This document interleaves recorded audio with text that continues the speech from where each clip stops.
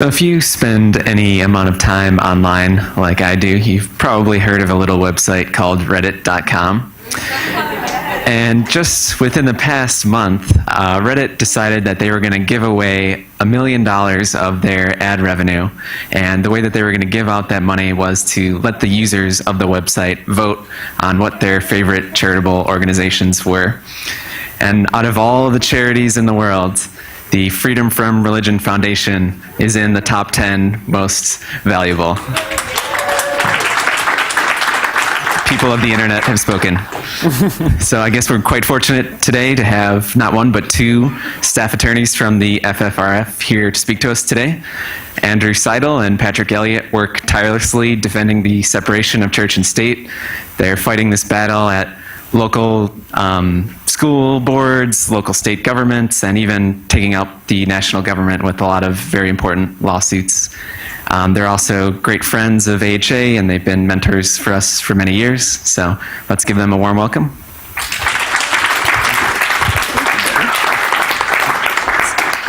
Okay. Am I audible to everyone? Is the mic on? Okay. So real quick, two announcements. First, all you students, high school, college, graduate students, FFRF has a couple of essay contests that you can enter. We know it's hard being a poor student, so we're giving out $3,000 first prize, $2,000 second prize. There's information on our table out there. The Jesus-like gentleman who just introduced us is a former winner. I'm a former winner, so check it out. It's worth doing. And second, also on that table are internship applications or information for FFRF. We are looking for undergraduate interns. It's close to campus. It's a really fun job. You can ask Sam. He's done some for us before. Oh yeah, I was looking for it. All right. So I'm Patrick. I'm Andrew. This is Patrick. We're attorneys at FFRF. Over the past 2 years, we have received more than 5,000 complaints about state church issues. And that's what we want to talk to you about today. About what Thomas Jefferson called violations of the wall of separation between state and church. There we go. So notice that he said a wall. All right? He didn't talk about a fine line that was easily overstepped. This is a wall. It's supposed to be tall and strong and impregnable. Okay? That's not how it's looked at in our society. It's looked at as sort of an optional thing. And in our experience, a lot of people in this movement don't see the value in protecting this wall. And if they do see the value in it, they don't understand what it is that they can do to protect it. So that's what we're going to talk about today. I'm going to talk about why you should care about keeping state and church separate. And then Patrick's going to talk a little bit about what you can do. What you as individuals, as students, can do to help. And it's a little more than liking things on Facebook. Okay? That's easy. It's kind of a lot like praying, though. You know, it's all about you. It's not as effective as some of the things that you can do. So we're going to give you a new toolbox, some things that you can use to help protect the wall of separation. Now, last year, Barry Cosman, who's a demographer about our movement, did a study of college students, a survey. And he asked them, first of all, to identify their worldview. Are you religious? That's the red bars. Do you consider yourselves secular? That's the blue bars. Or do you consider yourselves spiritual? That's the yellow bar. Then those people were asked to identify what the word secularism meant to them. And it didn't have to be one thing. It could be multiple things. So it means no identification, the absence of supernatural religious beliefs, separation of state from state and church, or atheism down there at the bottom. Now look closely at that middle one. That's the only one where secularists score way lower than everybody else. And it's the separation of state and church. So that suggests that in this movement, the people who consider themselves secular don't value that anywhere near as much as, say, some of the other folks. It's just suggested, it doesn't prove it. But this is incredibly important. First of all, the only way you ever get genuine religious freedom is by upholding the wall of separation. By keeping religion out of government and keeping government out of religion, that's the only way to guarantee true religious freedom. But more importantly, whatever issue it is that you care about, fighting to defend that wall will help on that particular issue. Now, I'm not saying that the Jeffersonian wall is a panacea, that it will cure absolutely every ill. But fighting to uphold it will affect other movements in very real ways. And that's what I'm going to talk to you about. So, some of the impacts that protecting the wall of separation can have are pretty obvious. If you're for LGBT equality, keeping religious views and religious zealots out of our government is going to help you get equal rights. I mean, the only rationale that is out there, and it's not a good rationale, is that the Bible says marriage is between a man and a woman. That's it. That's what every one of these boils down to. So you fight that, you keep religion out of government, and you're helping the LGBT movement. So here's another obvious one, women's rights. This is actually one of the reasons that FFRF was started in the first place. There are a few Wisconsin feminists who recognize that religion is the biggest barrier to women's rights and equality. Elizabeth Cady Stanton, I'm sure you all remember her, she actually had to rewrite the Bible because she recognized that religion was the biggest stumbling block. So this is part of the Women's Bible, chapter 2. This is a real excerpt. This is where she's rewriting the story of Eve being crafted and created from one of Adam's ribs, just being sort of a subsidiary of man. And she wrote that the Bible, the church, they have been the greatest block in the way of woman's development. It is not to the Bible, prayer books, catechisms, liturgies, the canon law, and church creeds and organizations that woman owes one step in her progress, for all these alike have been hostile and still are to her freedom and development. I mean, I hope I don't have to draw the line between anti-abortionists who believe that a woman's body belongs to her husband or to God, and how keeping that viewpoint out of government and out of our laws will help if you are for women's rights. But let's move on to one that's a little less obvious. LGBT rights, women's rights, pretty obvious. What about something like the environment? So I majored in neuroscience and environmental science. When I went to law school, I got a certificate in environmental law. I won an award for excellence in environmental law. I've worked in 2 environmental law clinics at law schools. I've sued oil companies for violating the Clean Air Act. I got a master's of law in environmental law. I happen to be an avid nature photographer. I think the bottom line I'm trying to point out is that I love the environment. The environmental movement is very, very important to me. But that is actually one of the reasons that I came to work at FFRF. I was talking with my sister after I got the offer, and I was saying, you know, I'm trying to build this environmental law practice in Colorado, but I've got this great opportunity. And she pointed out, she said, well, if you're keeping state and church separate, aren't you going to be helping the environmental movement? And she's absolutely right. And if you keep religious views out of government and religious views out of our laws, it's going to change the way we approach environmental issues. And you may not believe that, so I'm going to try to prove it to you. Jim Inhofe chairs the Senate Environment and Public Works Committee. Here he is on the floor of the Senate discussing global climate change. Is it going to work? No, it's not. What other screen? No, it's not going to work. All right, we'll skip it.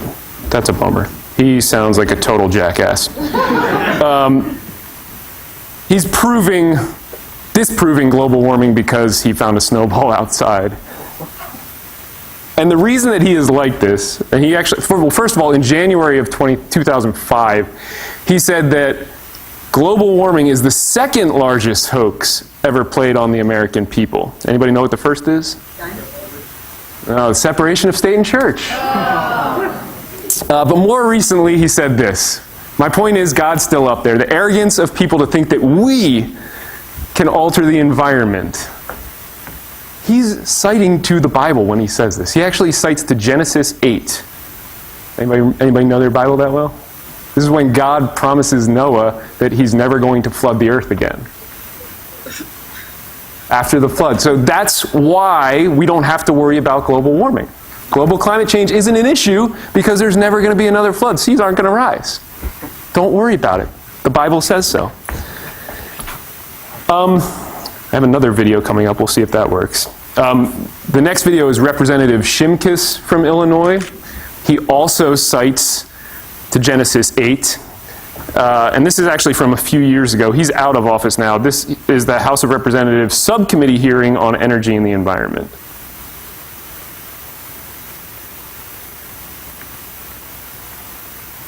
We're having some serious technical difficulties, folks. But we do have members of the clergy here as members of the panel. So I want to start with Genesis 8, verse 21 and 22.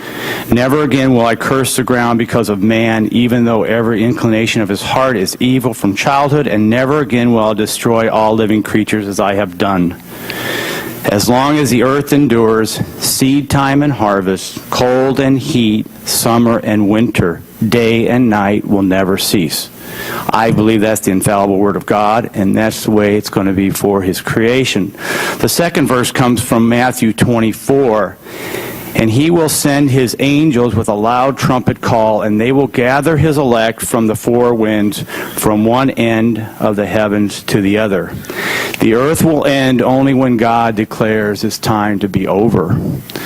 Man will not destroy this earth. This earth will not be destroyed by a flood. Citing the Bible. Now, some of you may still not believe this, so we're going to do a quick thought experiment. Okay? So imagine that the world is ending tomorrow. We know this to be true. There's a meteor the size of Asia heading our way at 72 kilometers a second. There is absolutely no reprieve. We are all going to die. The earth is done. What do you care about? Do you care about greenhouse gases? Do you care about a couple inches of the sea going up? Do you care about melting polar ice caps or the Pacific trash island? Probably not. And that's the mindset of a good chunk of this country. 41% of this country believe that Jesus is coming back in the next 40 years, and he's bringing Armageddon with him. Okay? If you can't get them to care about beyond 40 years, you're not going to get any change in environmental policy in this country. Okay? So that's the mindset that we're fighting. And on a related subject, animal rights. An Argentinian court recently declared that an orangutan, a non-human person, has right to freedom, excuse me. There was a similar case in New York involving a chimpanzee. The court made the opposite finding. Peter Singer, professor of bioethics at Princeton, and an atheist, is kind of leading the charge on this. And real quick, I know those are not orangutans or chimpanzees. They're the only pictures I have of they're gorillas. I took them. Anyway, just keep your angry questions to yourself at the end about that. Anybody want to take a guess at the mindset that's underlying at least some of the opposition to animal rights? Come on, it's pretty. Yeah, that's exactly it. Peter Singer wrote an article for The Guardian entitled "Religion's Regressive Hold on Animal Rights Issues." There's Ken Ham talking about the New York case. Wesley Smith, everybody know the Discovery Institute? This is the intelligent design think tank. Wesley Smith there wrote that our accelerating rejection of the Judeo-Christian worldview, which upholds the unique dignity and worth of human beings, that rejection is what is causing animal rights. He goes on to say that once we knocked species off the pedestal of exceptionalism, it was only logical that we would see fauna and flora as entitled to rights. Okay? Basically what they're saying is that God created people and he gave us dominion over everything. If you continue to read this, that's what it comes up in. And that's actually part of a larger debate, evolution and creationism, which brings us to the next thing that keeping the wall of separation, state and church, tall and strong will help. If you want better sex education, if you want better history education, keeping this wall tall and strong will help. Did anybody see what happened in Oklahoma in the past couple months with their AP history classes? Yeah, they shot them down because Representative Dan Fisher, who is a member of the Black-Robed Regiment, the Black-Robed Regiment is a group whose aims include to educate all people and to restore to its rightful place the church in America, indeed the entire earth. They're going to provide educational materials for use to the American public so as to restore what has been lost by way of deception and historical revisionism. So it's only with religion that ignorance means education. Better science education is the obvious issue here. If we want accurate science about global climate change, about evolution, about biology taught in public schools, then getting religion out of government has got to be our #1 priority. And there's one other way religion is infiltrating the education system in this country, and actually a bigger issue than anything I've brought up so far. Anybody know what it is? Want to take a guess? Vouchers. Vouchers, hundreds of millions of dollars that are supposed to go to the public schools are being taken out of the public schools and given to private religious schools. Patrick is actually our expert in-house on vouchers. How much money is Wisconsin giving away annually now? Roughly $200 million. $200 million from public schools to private schools. Okay. Healthcare, another big one. Who are the biggest opponents of universal healthcare? Who is against the woman's right to choose? Against death with dignity? Against stem cell research that'll cure ALS and blindness and spinal cord injuries, multiple sclerosis? And why are they opposed? Because humans can't alter God's plan. I mean, in some cases, religion is against healthcare altogether. 43 of the 50 states actually have exemptions from child abuse statutes for religious parents. What that means is that if you are a parent and your daughter has diabetes and you don't think insulin will help her, but you think prayer will, you can pray for her. And when she dies, like 8-year-old Sybil Rossiter did, you are not criminally negligent. Now, Sybil's parents, and she lived in Oregon, so they're going to jail because Oregon is one of the 7 states that doesn't have this exemption. But just across the border, in Idaho, this is an enormous problem. There are entire cemeteries full of kids who have been prayed for instead of given medical treatment. Christy Perry, a state representative in Idaho, just defended the exemption by saying, if I want to let my child be with God, why is that wrong? In 2007, Christopher Hitchens spoke at the FFRF convention. He was given one of our awards. And he pointed out that the genital mutilation community is entirely theocratic. According to the World Health Organization, there are more than 125 million girls and women who have undergone female genital mutilation. 125 million women brutalized in the name of God. Okay? And that's not limited to women. Anybody know what this is? Circumcision. It's called, the clinical terminology is direct orogenital suction during ritual Jewish circumcision. But that clinical terminology, it kind of obscures the true nature of what's going on here. This guy is a moel. He does the actual snipping. And this is in this country, in the 21st century. A grown man cuts off a part of an 8-day-old boy's penis, rips the skin with his fingernail, and then puts his mouth on the penis to suck off the blood. In New York City, this happens. And oftentimes, that guy has herpes that he gives to the kid. Kids have died this way, several of them. And those that don't die are obviously infected with a disease that has stigma attached to it, but can also cause very serious problems for young kids. Neonatal herpes can cause encephalitis, I believe is what it is. And that can kill you. Other serious health complications, obviously, as well. A newborn infant infected with herpes simplex from a moil by this process is 7 times more likely to die than a climber attempting Everest or a U.S. soldier during World War I. Okay? And this is in New York. The mayor just a couple weeks ago, just allowed this to continue. The only thing that has changed now is that the parents have to sign a paper saying that they understand the risks. That's it.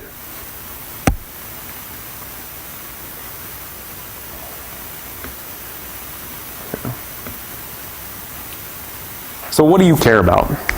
Do you care about homelessness and poverty and hunger? Do you want public money going to organizations that are going to buy food or that are going to buy Bibles? Even when religious organizations are doing good, they're often doing it for the wrong reasons. You know, Catholic Church might run a hospital, but Catholic morality is going to take precedence over giving medical care. Catholic Charities in Illinois actually used to run the adoption agencies. And in 2012, I believe, the state legalized same-sex unions. And Catholic Charities' response, since they can no longer discriminate against gay people, they closed their adoption agencies down. Rather than put children in loving homes, they were more concerned with keeping their dogma of hate. That was what they cared about, not about the kids. So, do you want money going to groups like that? Because the White House Office of Faith-Based Initiatives gives about $2 billion to groups like that every year. Bullying, child abuse, terrorism, violence, even space exploration.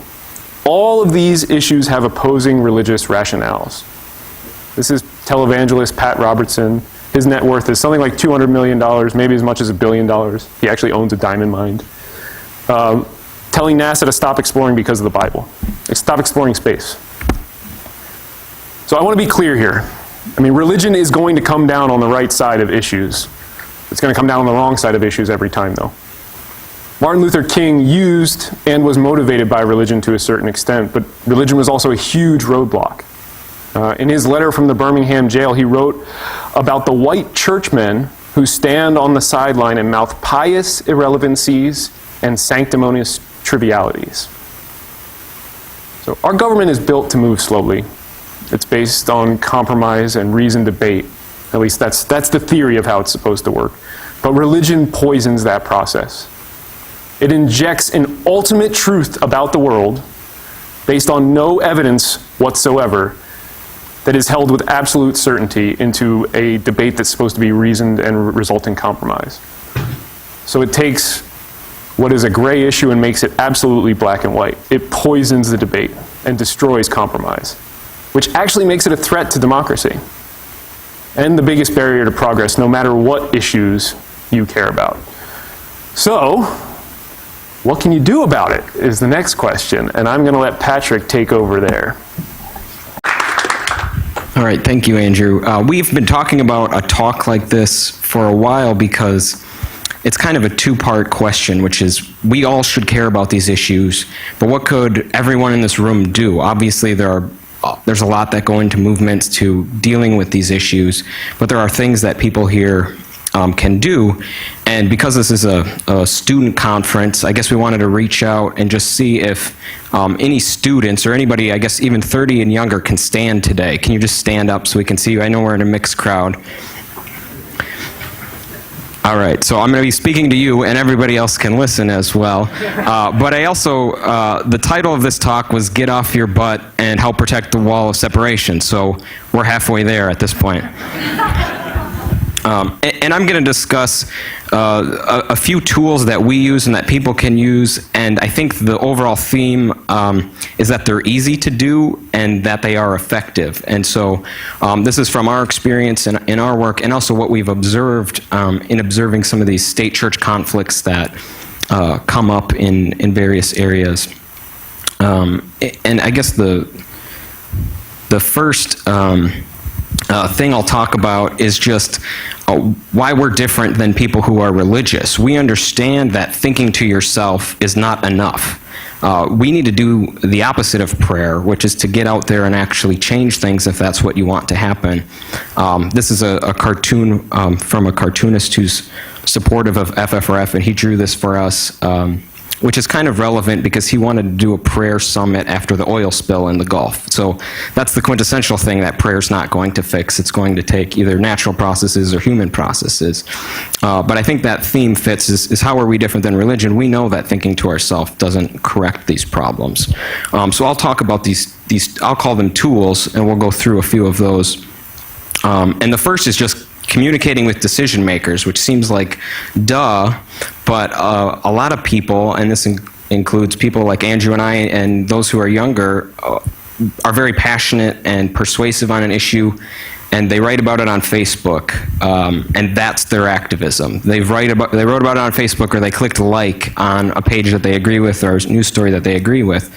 And that's not really getting the full going the full distance about actually changing what matters. You need to talk to the people who are deciding these issues. And I think one of the problems that you have, those of you who are 30 years old and younger, is that you're being ignored by the people who are making decisions. The first reason why is you don't vote in the proportion that older people vote, so start doing that. And secondly, the way that you express yourselves is not always directed at the people making decisions. You're writing about it on Facebook, which is getting your audience, but they're not a part of your audience. And so older people are talking to their legislators. They are in the ear of those who are making decisions. Andrew and I have the displeasure of watching government meetings from time to time, and I say that because they can be boring and they can be long, but the people who are at those meetings are not 18 years old. Those are people who are much older, and you need to be there if it's an issue that you care about. And so that's the first thing, is just communicating with the people who make decisions. And I think that's really an antidote to the area that, the issues that we deal with, is having people communicate with those legislators can dilute the bad communications, but it also further your point of view. And Andrew created this, I guess, this simple, what's the best means to communicate with a decision maker? And it's face-to-face is honestly setting up a meeting, going to their office hours.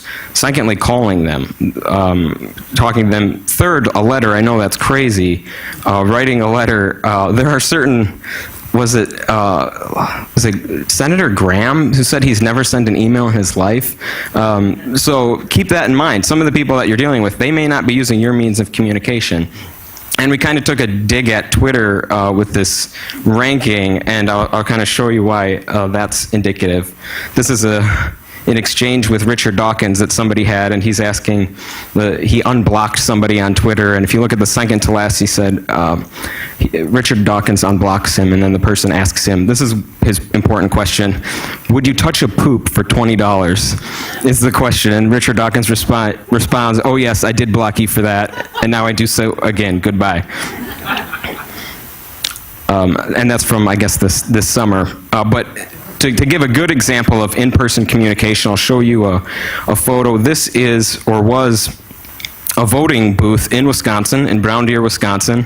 One of our FFRF members would vote here in this church with this painting there, and he took this photo, and he obviously didn't like it. He talked to election officials about it, and they said, you're right, we need to remove this. Well, the church is the owner of this building, and they said, we're not moving anything around, even though this is, they're really performing a secular function at this point. So he met with city officials, and guess what? They were building a new community center in Brown Deer, and now he doesn't vote here anymore. Nobody votes here. So that was just an in-person and persuasive argument that he brought to city officials to get it changed. And this public comment kind of ties into what I've said, and this maybe also relates to a little bit of what Ed was talking about earlier, because I think this is how I envision in my head what happens sometimes on state church issues is the kill the beast. The churches and everybody comes really angry to a school board meeting or to some other thing. And I think people that agree with us need to show up and just be there in terms of giving one comment favorably on the opposite side, because I think even reasonable legislators are very easily influenced when there's 40 people in a row saying the same thing from the angry mob that shows up. And I think it also may influence, people like Jessica Elquist and others when their issue comes up and there's a couple other people that are visible that are speaking out in their favor. And I have a good example of that, too. This is a young man from Rapid City, South Dakota, who attended the College of Mines there. The city council was talking about how to add, or whether to keep prayer or Christian prayer. A whole bunch of speakers just went off like the angry mob, and he had the guts to stand up and give a very eloquent speech on the opposite side. And the room was silent. People listened to him. Even though the city council ultimately didn't go in his favor, it was certainly impressive to me to see a college student go to his meeting and stand up to these religious community that was really trying to take over civic government. And so I think he's a good example of that. And another tool that you have, or that I do a lot, lawyers do a lot, has anybody filed an open records request before? So there's just a couple of you. And maybe Sam's done one. Just so you know, every state, as well as the federal government, allows you to inspect public records. So you have a right to public information on a wide variety of things, and records are very broadly defined. You have a right to that. And why that's important is that information can be used in your favor depending on what issue you want to handle. For lawyers, we understand this. If you're in a lawsuit, there's a whole process to get information. If you're in a negotiation, the more information you have is the more ammunition you have to resolve the issue. You can certainly, it may not always be beneficial, but oftentimes you'll find something. So these records requests are something you may utilize if you're interested in a government issue and seeing what the government's actually doing. And we have a fun example of that recently. This is from one of our members in the Milwaukee area submitted this request to Governor Scott Walker earlier this year. It's kind of in fun, but he asks for, since your term as governor, please provide a copy transcript of all communications with God, the Lord, Christ, Jesus, or any other form of deity. And so I think an attorney for the governor had to respond and say, we were responding to let you know that this office does not have records responsive to your request. So it's kind of a fun example, but it, in some sense, proved that the governor couldn't demonstrate that he had written communications with any form of deity. And the other reason I like using records requests, and this is going to be a surprise to some of you, but people in government are liars. There are a lot of liars. Sarah Palin got the 2009 PolitiFact Lie of the Year for talking about death panels. People will tell you one thing, but there will be an actual record that says something that is the opposite of that. One example I have, this was also from a Wisconsin school district. We received pictures of a classroom that had multiple Ten Commandments posters. They had a John 3:16 poster, a Genesis poster inside the classroom, and we wrote to them saying, you can't have any of these posters. And we got a response back from an attorney for the school district saying, this is actually a part of our biblical literature curriculum, and so it's permissible. And so I'm thinking, how are they using this redacted Ten Commandments poster, this doesn't make any sense. So we sent a records request saying, okay, we'd like to see how you're using this in the curriculum, because it was obviously an excuse. They thought of a legal excuse as to, maybe we can make this legal if it's entwined in the curriculum. And so then the response we got back was, we've removed the posters. So if you call them out on their bullshit, they may not be able to support it, and will remove we'll do as you requested. And one that I'm also a fan of, this also goes back because it's not a medium that young people are used to communicating. You write on Facebook, your 600 friends read your comment, and you have an exchange, and you really like it, but you're not meeting your full audience. I know a lot of people here have well thought out ideas and are persuasive writers. Why don't you submit that to a wider audience? And so Papers still exist. As of 2012, the Milwaukee Journal-Sentinel had a circulation of 185,000. And so you could, instead of posting on Facebook, whatever issue it is, if it's a state church issue, hopefully submit that to the newspaper, and guess what? They may publish it. As I said, all of the things that we're talking about are relatively easy. I have no special knowledge as to what the Milwaukee Journal will publish.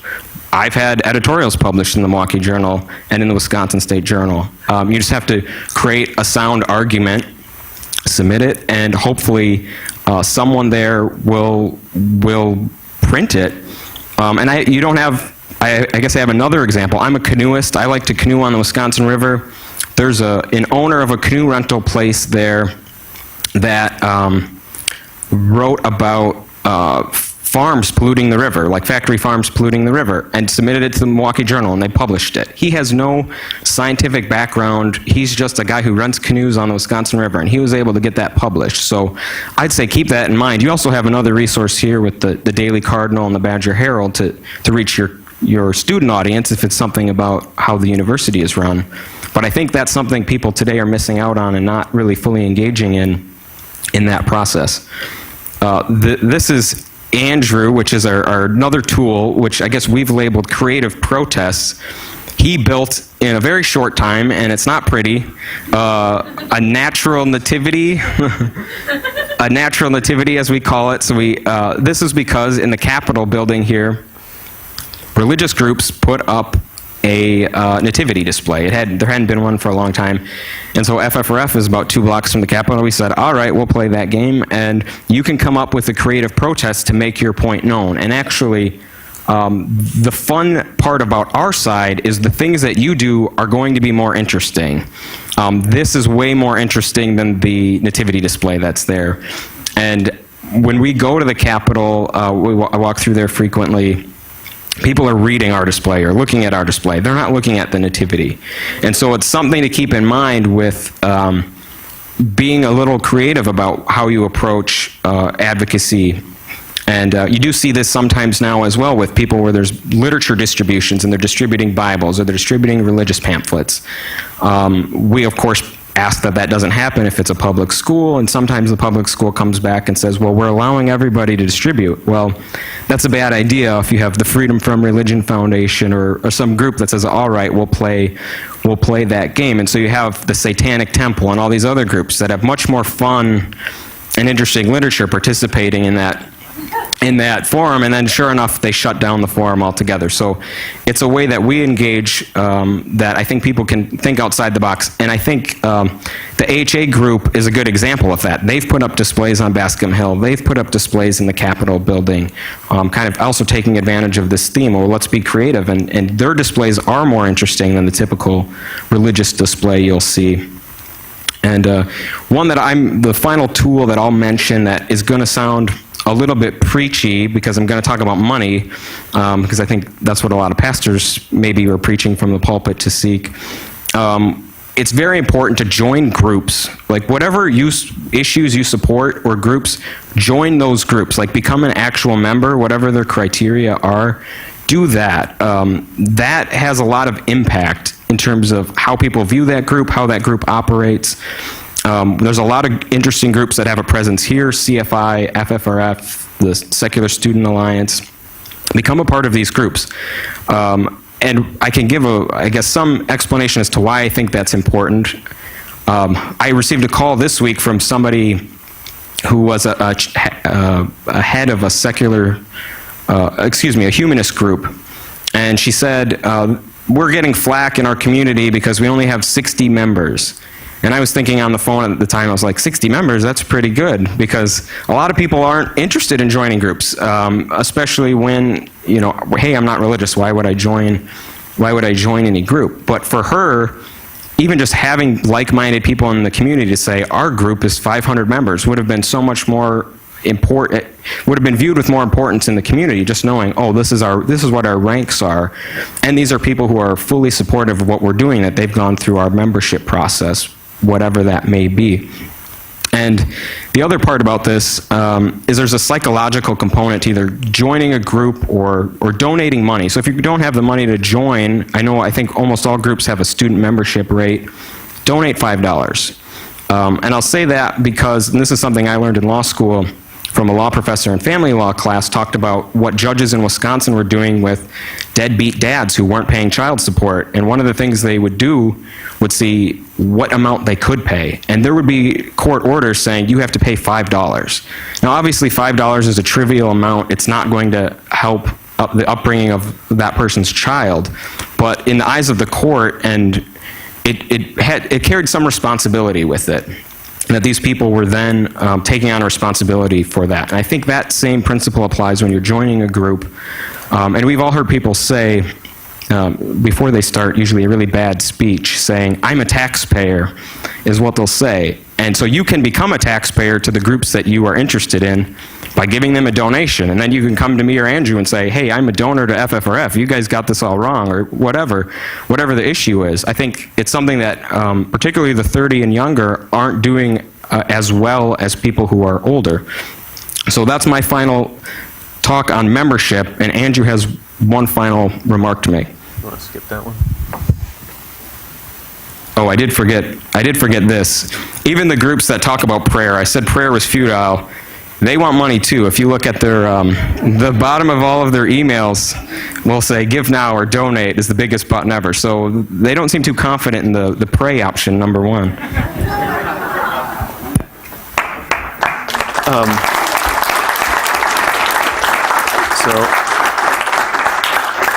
Am I still audible? Okay. So I just want to talk about one more thing real quick, the last tool in your toolbox.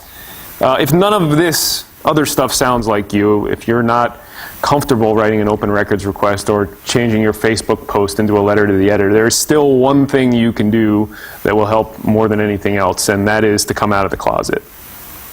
We are going to win this fight with demographics by normalizing nonbelief. And this is one of the reasons that the LGBT movement has been so successful. It's because it turns out everybody knows somebody who's gay, and they're just like you and me. And the numbers actually back this up. In March 2013, a study came out, and it said that 28% of the people who now support gay marriage were once opposed. Okay, so 28% of the people changed their mind. And within that group, the biggest group by far changed their mind simply because they knew somebody who was gay. 37% of the people changed their mind on gay marriage just because they knew somebody who was gay. So everybody knows an atheist. They just don't know that they know an atheist. It's much easier to hide than being gay. All right?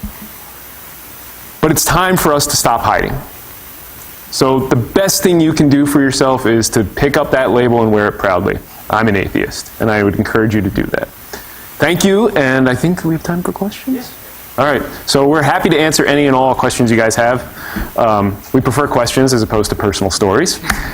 You can share those with us at dinner. Quick questions. Outside my daughter's junior high school, there were two guys handing out Bibles.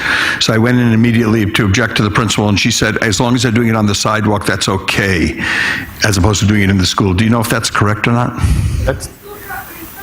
It's usually okay if it's public property. School property is not public property, but the sidewalk out in front is usually considered public property. That's considered a traditional public forum where people are allowed to exercise their free speech rights. We look at that as very, very predatory. Those are almost certainly the Gideons, and I think challenging them on that and pointing out that what they're doing is wrong. You know, parents often tell children, you know, don't take things from strangers. That's not a good idea. And then you have these two grown men out there forcing books on these kids. It's really, really upsetting and predatory behavior. We don't condone it. And we get, I don't know, probably 50 complaints about stuff like this every year. Amen to that. But yeah, it's a big problem. So I mean, to get to the bulk of, I guess, the legal part of it is we do have problems with the Gideons because they'll take whatever the school will give them. If they're allowed into the school doors or right outside the doors, they'll go there, even if it's illegal. But public sidewalks, like an actual city sidewalk that happens to be in front of a school is a traditional public forum, which means people can distribute things there. I may not agree that there should be that zone. That's how the courts have really come down on a public sidewalk in front of a school. That wouldn't mean all sidewalks, because some schools have different layouts. But in general, and you may see this on your campuses too, the Gideons come here, they're legally allowed to do that. You're also allowed to be there and hand out materials, or to counter them, to stand there and tell students, don't take this Bible, don't take this Bible. I mean, you have that right. But it's troubling what they're doing. We're doing a lot of work in keeping them out of the inside of the classrooms, off of school property. On city property, they are probably legally permitted to be there. My second legal question, also very short. At my son's elementary school, there was a Good News Club, and I went to object about that. The Good News Club, yeah. And I was told that it's not problematic because, and this was not known to me, apparently they pay for the space after school, just like the YMCA does or anything else. Does that therefore make it legal since everybody's paying for it? I mean, the short answer to that is yes. Okay. Religious groups are allowed to rent public schools. It's not a decision that we agree with. And let me actually pitch two things real quick. If you have questions like this on our website, there's a tab called Legal, and it's got a legal FAQ. Both of these questions are answered under that. A lot of state church questions are addressed there. Also under that tab, there is Report a Violation, which if you think there is a violation of the state and church going on in your school or your kid's school, you can report it there, and we will do our damnedest to get it stopped. But the short answer to that is yes. Thank you. Okay, so I have a problem with my school, and it's something where you just go like, this is giving me a headache. Get it out of here. Me and my mother tried to and my sister too, we tried to start a fandom club, but it was denied due to not being able to have a teacher instead of, this thing goes in and out, instead of a parent or anybody near the school board. And they're giving us a lot of trouble. I cannot find anybody who can do this it. This is a common problem that atheist clubs face all around the country too. So you have a student group that you want to form, you have a group of students who are interested in forming a secular student alliance at the school, for instance. And the administration says, okay, you're allowed to do that. There's actually federal law that protects it. It's called the Equal Access Act. If there is any non-curricular club in the school, so any religious club is usually a good example, then you can form your club. They will sometimes say, but you need a faculty advisor.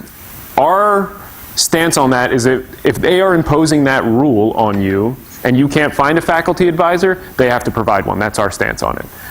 If it's a state church issue, again, report it through the FFRF legal report page, and we will take a look at it and do what we can to help you. Yeah, another thing is that I just suddenly forgot it. Damn it. I hate when I do that. We could talk after too if you have a more detailed question. So All right. We'll go to Chris. We're around. We're going to be around. We're not going anywhere. Jesus. Yes. Great talk as always, guys. Speaking of membership that Patrick was talking about, I wonder if you have any offhand numbers you could give to us in terms of the funding levels of some of our cultural competitors, such as the Liberty Institute, the ADF, and groups like that, because I think they're equally shocking and depressing. I have some general ideas. I don't know how specific you can get. I mean, I know, so there are these religious right groups that do the opposite of what we do. There are a lot more of them. They're a lot more well-funded. The last that I remember, Alliance Defending Freedom is one of the largest, which is, I believe, around $40 million a year. I agree. Is what they're, and this is all public information. I mean, I was talking about public records requests, but nonprofits file forms that you can look. So if you're interested in, hey, what does that group do? Look it up. I don't know the answer to ADF right now, but I thought it was in the neighborhood of $40 million. Yeah, I think it's in the neighborhood of 40 million. American Family Association, I think, is in the neighborhood of 40 million. Liberty Institute is in the neighborhood of 4 million. Liberty Council is associated with Liberty University, which is in Virginia. You may have heard of it. They actually don't file Form 990s anymore, which is the nonprofit form, because they've declared themselves a ministry. Churches don't have to file Form 990s. And their budget with the university and Liberty Council's budget is something like $300 million. So, but we can't get exact numbers because they basically shut that down. In terms of funding, we are outgunned. The good news is that we are right. So every dollar you give to us is much better because we're right. Let's go over here. So I attended a School of Tomorrow Accelerate Christian Education School for about 6 years, and they taught misogyny, homophobia, racism. They taught me that South African apartheid ending was a bad thing for black people. My curiosity is, first of all, the voucher question. Where are we on that? What can we do about that? And second of all, how is it that we're allowed, people are allowed to teach this, and that's an education that goes on to college, ACT, so on and so forth? Shouldn't there be checks against teaching children homophobia? Yeah, I can answer that. Andrew called me the voucher expert. I'm just a person who's been interested in it, so I've been writing on it and reading about it for a while. It's a timely question that you ask, because I assume most of the people in here are Wisconsin residents, or at least attending school at the University of Wisconsin. The lid is about to be blown off on school vouchers in Wisconsin. The governor submitted a budget bill, which is for a 2-year budget cycle, that would uncap the limit on vouchers statewide. So right now we've been dealing with, for about 20 years, vouchers in Milwaukee, more recently vouchers in Racine, and then a smaller program to send students to voucher schools, statewide, which was capped at 1,000 students. That cap is proposed to be removed in the current state budget. So what you can do about this is contact your legislator and say, don't remove the cap on vouchers, actually shut down vouchers. To the second part of your question, which is a harder answer, is, how do they get away with teaching this? I guess there's not a lot of state oversight, and it seems to be designed that way because religious schools don't want the state telling them what to teach or not to teach. I happen to have looked at some of the curriculum in schools, voucher schools that we pay for as taxpayers in Milwaukee, and there's a school there that has 7th grade health curriculum that teaches about the sins of homosexuality. That's in their health curriculum, and about the man-made idea of evolution. So this is being taught right now in Wisconsin schools that we pay for. There's not a good means to address it because there's not state oversight. So the best way to address it is to stop the funding that we're giving them. Okay. As a dues-paying member of FFRF, I just wanted to say one thing. Please keep doing what you're doing, because it's badly needed. Thank you. Thank you. Thank you for your support. I totally just remembered what I was going to say. Go for it. Okay, so 2 years ago, my school had a German class where you could learn German stuff, and that's one of the curriculums that they often practically require schools to teach. I mean, almost every school has it. Well, I found out that it was cut due to finances, and last year we didn't have any clubs. This year we all of a sudden have a ton of clubs I've never heard of, even though I've asked for a huge list of them. We only had 12. And the stuff we are receiving for the clubs is very little, but I've been hearing that we've got a huge check for the school cafeteria, even though still now the food is really bad. And we got a huge check for stuff in general just to help everything get better. I have not seen many improvements at all, except for extra random, not very useless clubs being put up. And the Christian club, yeah, there's a Christian club. It's freaking Wisconsin. Well, if there's a Christian club, then you can start your club. Yeah. That's the first thing. The second thing about the funding of the schools, I'm just going to bring this back to vouchers, actually, because vouchers are a sideways attack on public education. They're not only funding religious education, which is problematic, but they're taking the money out of public schools. And that's done deliberately, and it is one of the reasons that the Catholic Church and these other religious groups are pushing for vouchers. It's not just so they can get money, it's so that they can undercut education, because education drives people away from religion. And So it is done to make public education worse. They don't ever talk about that, but if you look, just scratch below the surface, it is certainly there. Okay. We good on time, sir? Yeah. Oh, one more. Real quick one. Can you talk about the IRS and if they're cracking down on politics in the pulpit? Yeah, I can. Where? I don't think they're cracking down on it. So, I mean, you must be familiar. FFRF, we have, it's probably not smart, but we've had 3 lawsuits against the IRS.